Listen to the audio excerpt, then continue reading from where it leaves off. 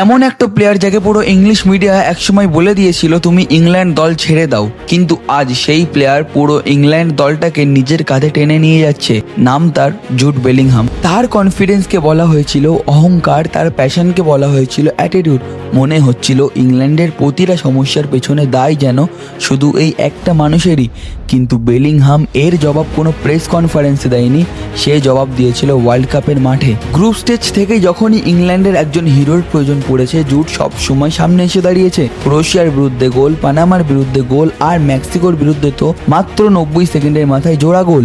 আর নরওয়ের বিরুদ্ধে ম্যাচটার কথা মনে আছে, যখন ইংল্যান্ড ওয়ার্ল্ড কাপ থেকে ছিটকে যাওয়ার ঠিক মুখে দাঁড়িয়ে, তখন জুড প্রথমে সমতা ফেরালো এবং এক্সট্রা টাইমে ডাইনিং গোল করে ইংল্যান্ডকে সেমিফাইনালে পৌঁছে দিল। মাত্র 23 বছর বয়সেই সে কেবল ইংল্যান্ডের সেরা ইয়াংস্টার নয়, বরং পুরো দলের লিডার হয়ে উঠেছে। হয়তো এই কারণেই কিছু ফুটবল ফ্যান্স তাকে আদর করে ডাকে জিনেদিন বেলিংহাম। কারণ জুড যখনই বল পায়ে এগিয়ে যায়, মনে হয় যেন স্বয়ং জিনেদিন জিদানের ছায়া মাঠে ফুটবল খেলছে।